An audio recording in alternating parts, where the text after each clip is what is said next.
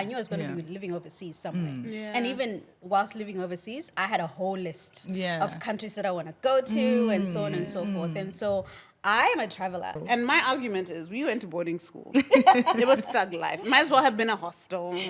But my gosh, it's the most racist place that I've ever been to. Girl. And the way that I was treated. You really have honed in that idea that Africa is not one country.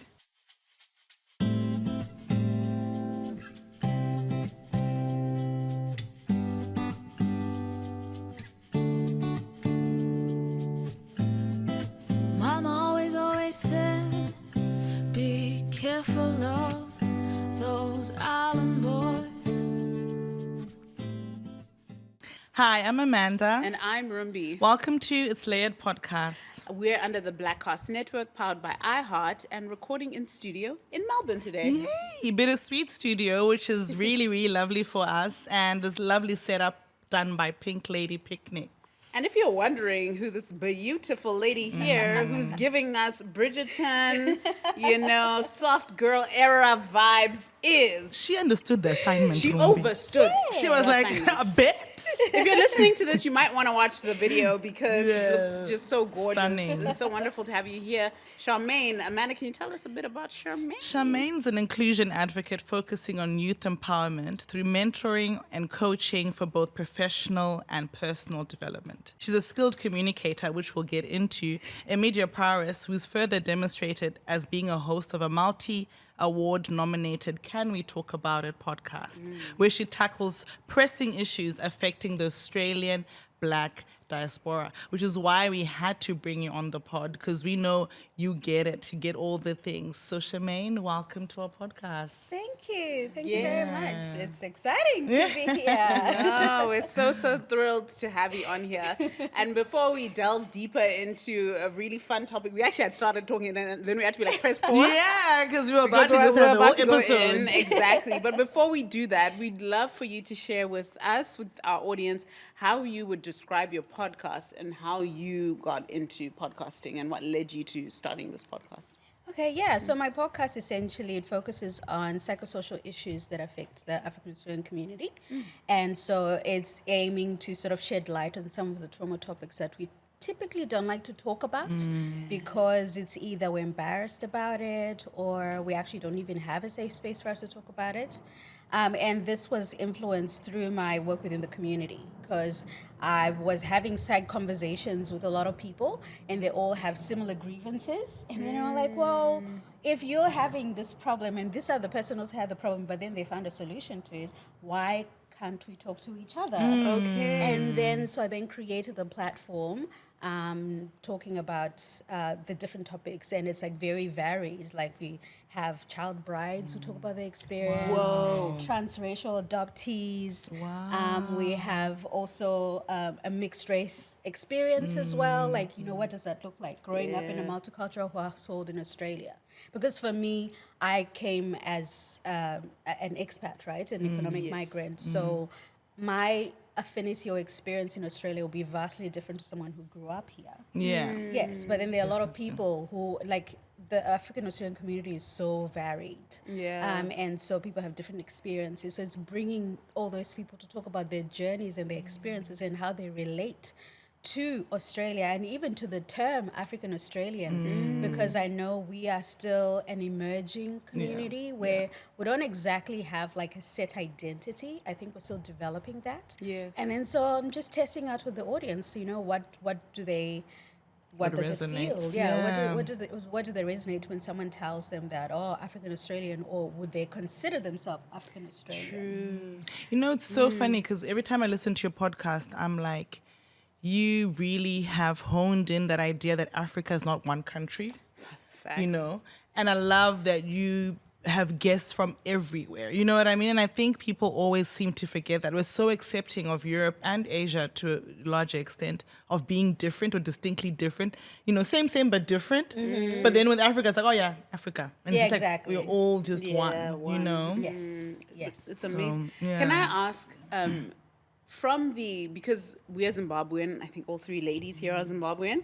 I don't think I know. We're all Zimbabwean. And I think that economic migrants is a big thing for us. A lot of us can relate to that.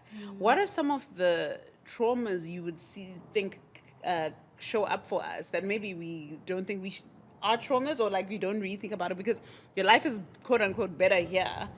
You shouldn't really have any issues, if that makes sense. I'm just curious, and for our audience to like know. And then of course they need to listen to your podcast. But I would love for you to share that. Well, I would say our proximity to whiteness is something that we don't exactly unpack, because even if I think about it back home, you're feeling it right now. Even when we're back home, the way that we sort of elevate whiteness.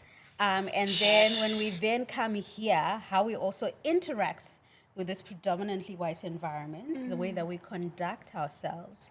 It's something it's an interesting dynamic.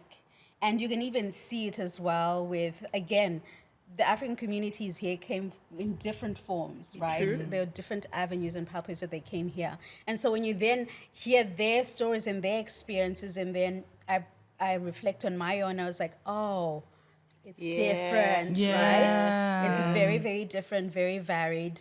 And then so what I have identified is, or even like something that I didn't realize was important to me, but only when I came here, is when I saw other African communities, how connected they are to their traditions. To the traditions. Yes. I ain't got none. Yes. Bruh. People will be looking at them like, so how do you do this? Or like where you... And do you know, we actually wear it as a badge of honor sometimes. Yes. And you're like, no, actually. And that's the messed up thing. Yeah. Maturing is realizing that the joke was on us. Literally. Facts. Literally. Big facts. Wow. Thank you so much. I just think it's really good because I think sometimes this whole, but your life is better thing is kind of punted and said over and over, but it's like, but what are at what cost? Yeah. There's always a cost benefit. As soon as Yeah. you are Absolutely. uprooted from where you come from, whether it's a safe space or not, there is something you lose. Yeah, even if you gain definitely. something. There's a Yeah. payoff, right? Because people will be like, "Oh, you're Zimbabwean." You're not like, and people try to make it sound like, "Oh, you're the good black," or you're like, Yes. Oh my Let's gosh. unpack that. I just don't make you feel because- uncomfortable for Yeah. being so, Yeah. we could go on, but let me not. I just thought dip our toes there. Mhm. Like obviously we talked, now we're in our soft girl era. We're trying to because I think we when we leave Zim, you come here with the survival kind of mindset where you're like, I have to make it work. I have to maybe, as we said, assimilate and get a job, do all those things. But now I think as you live here for longer and longer, you start to let go of some of those, I guess, hardships that you felt in the beginning of your journey. And now we're going to talk about traveling. And obviously all of us here love to travel. We want to see the world. Facts. Fun fact, we're all going to meet again in Thailand. So people on the socials, you're going to be seeing us, get sick of us, Prepare to be sick of us. Yeah, this is a soft launch into us being all over, but, obviously we're celebrating love, we're celebrating birthdays, but at the core of it, we're also doing something that maybe even our own mothers and the generations before us didn't get to do. How do you best describe traveling, especially as a Black woman? So for me, travel has always been within my family because my grandmother actually lived in the UK for 8 years when she was young. She was one of the first nurses to be trained through the British through the British system. Yeah. And so they got a cohort of young women to go and train in the UK, and so she did that. And so for me, I've always wanted to travel. And I knew that I was never going to settle in Zimbabwe. Yeah. I knew I was going to be living overseas somewhere. Yeah. And even whilst living overseas, I had a whole list Yeah. of countries that I want to go to and so on and so forth. And so I am a traveler. I've traveled to 36 countries so far. Wow. And Thailand is actually that's going to be my first time being in Thailand. So wow. that'll be 37. 37. Nice. Oh, we That's have to cheers to amazing. that. Yeah, for sure. But what I found so liberating about traveling is seeing different cultures and then also reflecting on my own culture as well, and then even understanding the narratives that they have about Africa. And how we view them as well. The voyeurism of it all as well. So it's equally interesting, fascinating, and also frustrating because, like, I see how they have preserved a lot of their cultures and a lot of their traditions, especially in the Western cultures, and even the way that they have a lot of the artifacts, our own artifacts. Bruh. That British are in Museum, their we're looking at you. museums. When you go, British isn't Museum. that a bitch? We are looking Sorry, at can you. we talk about that, please? And someone actually said at the British Museum they have stuff in storage. Yeah, they Bruh. do. So the stuff you see, they even, because then they can do seasonal work, Yeah. they can do. Bruh. I'm So like, that means they got stuff on stuff on on stuff. stuff. Like literally, you go into. I'll never forget. We were in Vienna with friends of mine, and we went to some museum, and the Egyptian collection was so massive. We were like, "What do the Egyptians have, bruh? Like, what have you? Like, insane, insane, insane." And that's why they said when R.I.P. Queen E. But give us back our diamonds. Yeah, give us back. Absolutely. Yeah. First of all, the shade of having Africa underground Yeah. at the British Museum, and then seeing all the different artifacts, like the Benin bronze, Yeah. and they're like there, and I'm like, well, why? Yeah. Why do you still Why? hold on to this and everything? And I think also that's probably why, with Killmonger when he Yes. is in Black Panther. Killmonger that was not the really- villain. Let's just be it real. really For real.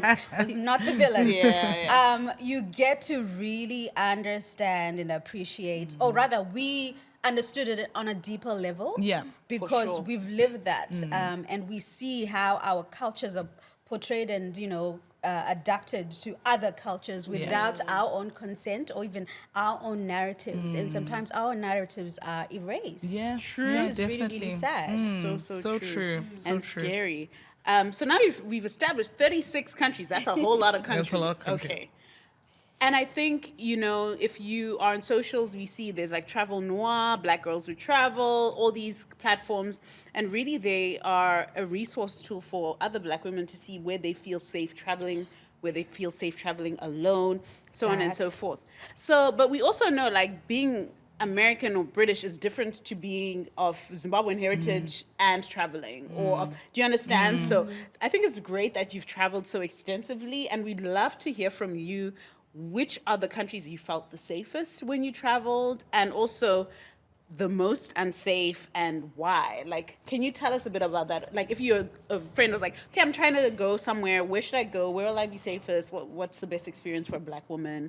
Yeah. Yeah, what So would for you me, say? with the travel advice, that is often seen on the Australian Travel website. I always do the opposite because I realize that the way that they're portraying or viewing be it warning or concerns in that country, Yeah. I have a completely different experience. So, Yeah. for example, there's no travel advice for Italy, but my gosh, it's the most racist place that I've ever been to. Girl. And the way that I was treated was just, Wow. I remember, beautiful, Yeah. beautiful culture, beautiful food, beautiful Yes. scenery, but the people, Yeah. I always have second thoughts. Like, I've revisited other places. Italy, I have not gone back. Wow. Simply because I actually don't feel safe in Wow. Italy. Can you share a little bit of like what that experience was like, or what you felt like in that, if you're comfortable, if not? Yeah, so like the rudeness, even within the street, even when you go into stores, you actually get monitored.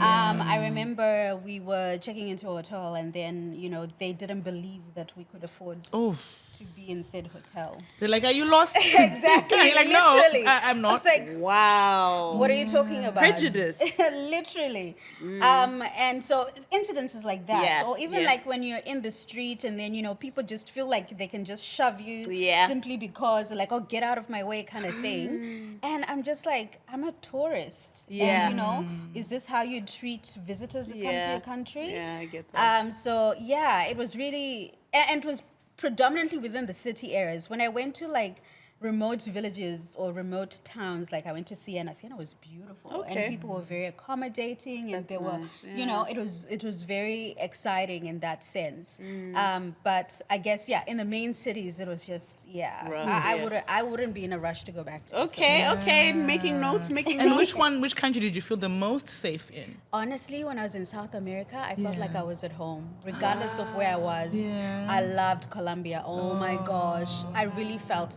like I was at home. And I hate that I didn't end up going to Cartagena because the travel advice to Cartagena is Don't don't go. But then that's all the black people are. And I'm like, yes, Cartagena, Medellin, I wish I'd gone there. But because I then followed the travel advice, and I'm like, no, I actually would have been much safer. And very... They probably don't hear one of us. What do you Literally. mean? That actually is what was happening. And I felt like when I went to Brazil, I felt like they were like, start speaking Portuguese. And I'm like, sorry.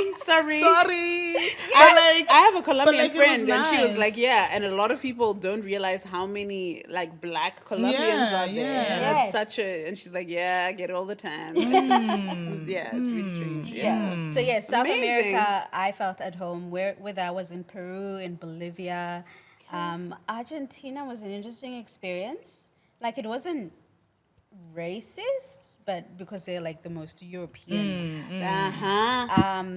But it wasn't racist, but also at the same time, I felt a little bit uncomfortable because I couldn't see any other black people. Yeah. Got you. So it was just like, I'm pretty sure, like, I've been everywhere else. I've been seeing black people, how I've been seeing come? indigenous people. How come here is just so European? And I mean, they pride themselves in that, right? In being very Closest- Eurocentric. Eurocentric, yeah. Exactly. Yeah. It's I have a friend from Mexico, and she's like, we see Mexicans on TV and we're like, that's not how we look. Most of them have very Eurocentric white features. They're the ones that get on like the TV, the shows and all that. She's like, but if you see an average person, they don't look like that. And it's crazy how, only they are put in the light. So media, guys. Yeah. But that's what you say about Australia too, that when you came here, you When didn't I came realize last year, how much of so an like Asian I'm influence. walking down, and it was just like, so many Asians, so many, like literally, because like I guess I just assumed Amanda's like one of the very few, but it's so diverse and it keeps like hitting me. And I think you guys maybe are getting more used to it. And obviously it's not like the UK diverse or something. Yeah. But for me, I was just like, oh my gosh, why do we not see this? Like I remember walking through Chinatown and all that. I was like, oh my gosh, like it's such, and the food, the cuisine, for me, that was a tell sign. Like you have such range of cuisine as well. So you guys are, I mean, you're doing I feel much like our better than the media rest of does, us. but our media doesn't match up to that. It doesn't. People do come here and expect to see the Chris Hemsworth types. Right. So then Margot Robbie, like that, Yes. like Barbie, and it's like, No, that's not the No. But it's actually a blessing. I take it as like such a refreshing thing. Yeah. Because I was telling Amanda, we went to the mall and I was like seeing just people, different groups, young people, friendship groups, mixed and all that. I was like, that is what we want to see more of because the world is really moving in that direction. Yeah. So kudos to you for doing the work because I know it sure was not easy. What do you enjoy the most about traveling, do you think? I'm a curious person, so I really enjoy just being around different people. And even when I travel, yes, I go to the tourist places, but I also go to where the locals are. Yeah. Because I feel like I have a better experience there and get to know like what's a day in the life of be it a local Parisian, because Paris is all another. Yeah, they also false Conversation. advertising. Yeah, it's There's some false interesting. adverts going on. But you see, with like for example, with France, what I realized is if you go regional, like other places, it's actually really, really nice. So like, I went to Lyon and I absolutely loved Nice. it. And I'm like, okay, next time I come to France, I'm not going to do Paris. I'll do all the other little places. So I enjoy, eating like a local, going to shop where the locals shop, and just seeing what life would look like, in that sense. And through that experience, I actually absolutely fell in love with Portugal, Lisbon. I love it. Yeah. Oh my gosh. We went for Lisbon Afro Nation is- and then we yeah. spent a few days after in Lisbon. And I was like, it's amazing. The way my skin glowed. Bruh. When I was in, Bruh. I'm Yeah, like, yeah. yes, I know I can tan, but I've never tanned like this before. I was Yeah. golden. And I was just Yeah. like, oh my gosh, I love this And the place. people are food- great. The people and are then good. they're not overbearingly like, we're so nice, but they're kind of just like, we'll respect you, we'll give you good service, Yeah. we'll do what Yeah. we need to do, Exactly. and you get on with your life. Yeah, very Yeah. accommodating. And I think there is a as bit well. of more of a melting pot than there is in other Yes, places of yes. Europe. So it's not like when they look at you like as a black girl, they're like, Yeah, they're like, oh, okay. so it's true. Just, yeah, So it's true. Yeah. akin. Yeah. Well, I remember I was asking myself, why does this place feel so homey? And then I remembered the history of that peninsula, Yes, yeah. the Moors, Yeah. Yeah. that were coming across going to Europe. Yeah. They traveled through. That was the gateway, Yeah. and so that's why it's so multicultural Yeah. and people are so accommodating. Yeah. And then so it just I felt really, even though I don't speak the language, but still I was like, I think I can, I think I can live here. Yeah, I Yeah. can thrive here. Yeah, and there's actually a lot of expats in A lot, in and I think Portugal, they especially from the UK. incentivize digital nomads. I know my sister has a friend who's a digital nomad there. Incentivize people to go live there and work there. So I think they're really trying to encourage that. Yeah, Yeah. maybe. Is there anything that you dislike when you're traveling that you're like, oh, I'd rather not have? I have a list, but please go first. Well, let's see. In as much as I enjoy solo travel, I also appreciate the benefits of traveling with someone. Yeah. But The you right can't always travel with everyone. It has to be the right someone. Has Full to be stop. the right someone. And sometimes that's hard to try and find someone who has like a similar travel style to you. I was going to ask, what's your style of travel? So me, I do like a little luxury, Yeah. Yeah. Yeah. But also at the same time, like I'm not gonna be like 5-star or nothing else. Yeah. Yeah. I really love boutique hotels. Yes. You are me, I am you. Okay? I think I introduced my husband to boutique hotels because he's like I'm used to backpacking, whatever. And I was like, I'm not what I'm not going to. No It's funny backpack. story. I didn't say funny story about BTV. So we there were with me. at BTV festival, live podcasting. So one of the questions we asked the crowd was like, are you guys backpackers or like nah, like yes or no to backpacking? Everyone was like green light, like yes. And then not me going, and Amanda? And she was like, Brand. look. No. And my argument is we went to boarding school. It was thug life. Might as well have been a hostel, So we've done that. For We've 6 lived years, that. we've done our partner. Apart, I was in choir and we used to go on choir tour and at university and you'd like stay in hostels, backpackers. I've done all that. I'm Yeah. good. And then I'm like, I don't want to be impractical and say like, I want, you fanning gold up my ass or something like that. No, but I just wanted to feel really good, unique and like home, but not Yeah, with not- some Yeah, comforts. Exactly. Like, No, yeah. I like my comforts. I really Yeah. do. Yeah. I do take the public transport though. Yeah? When I can, when I'm Yeah. around. Oh, wow, that's good. Because I just like, again, trying to sort of live like a local, let's say, to have like a local Yeah, experience. yeah. So I do take a lot of public transport when I'm around certain places. You know, the saddest thing for me is more accessibility of traveling around Africa. Facts. Like, I'm so keen to see more,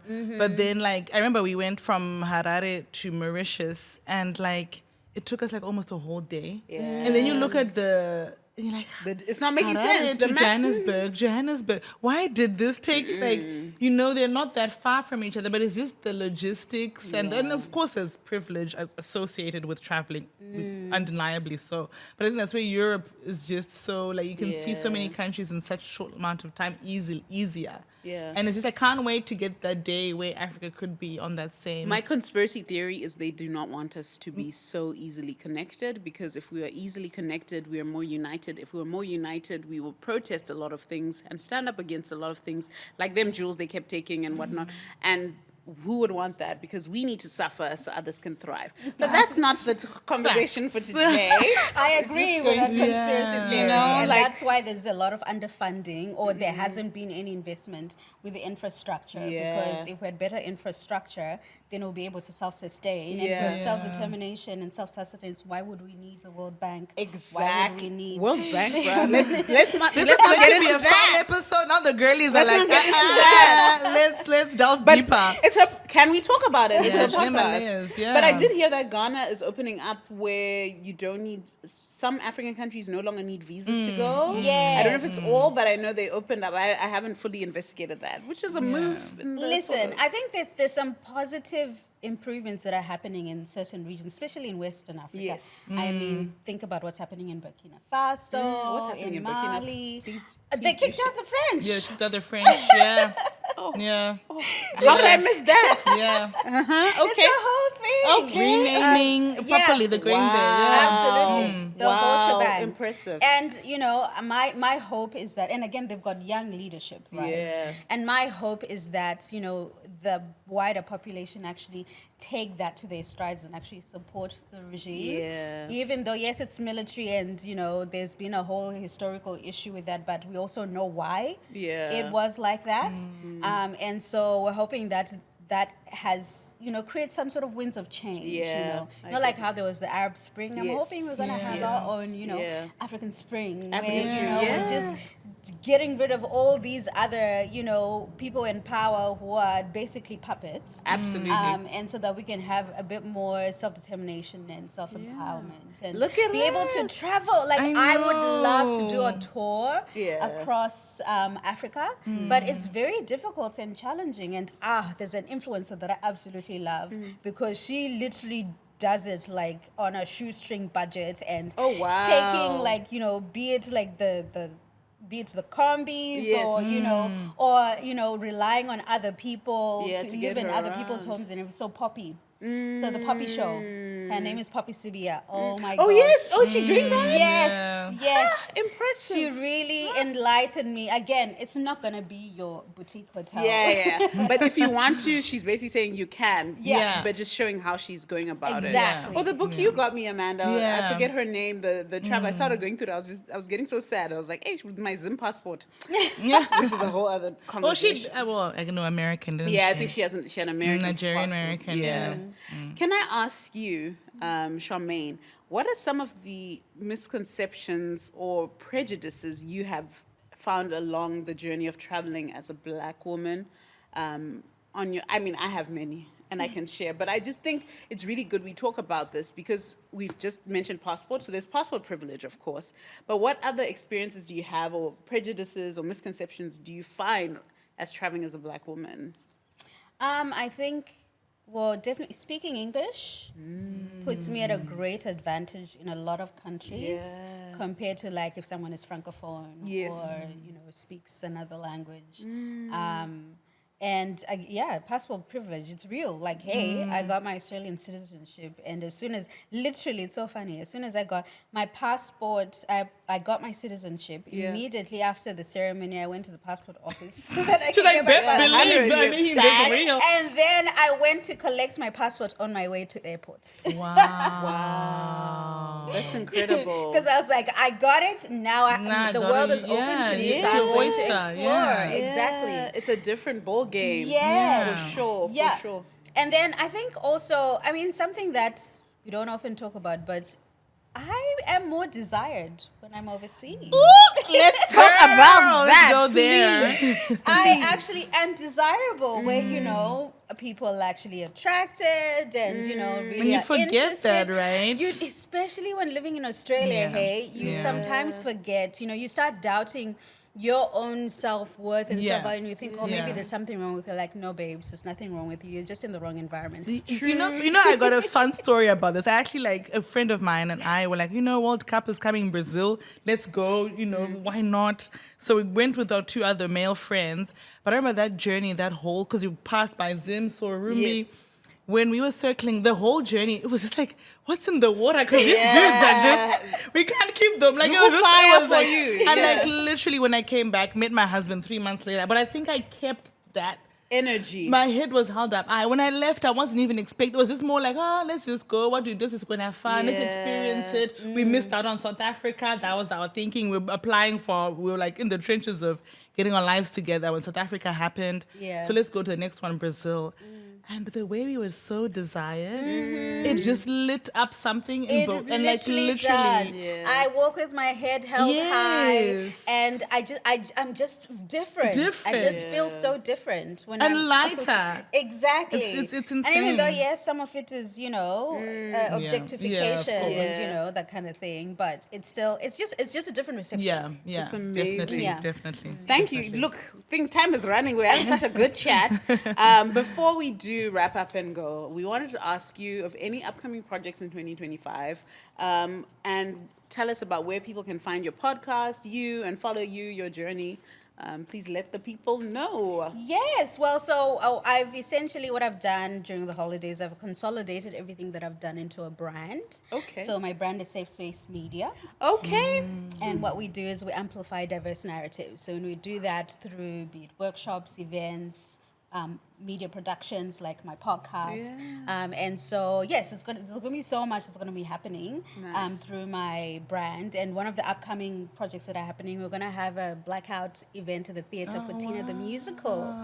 So we're going to have an exclusive experience, red carpet, paparazzi, everyone to dress to their nines and then just celebrate Tina. Because what people don't realize or maybe not appreciate is that Tina the Musical is probably one of the first musicals where majority black cast in Australia. Okay. Yes, and so it's such a big thing, but I think people are not fully aware of the gravitas of it. That. Exactly. Yeah. And even like Tina, we grew up with Tina. Yeah. Tina was in our Yeah. household. Come on, yes.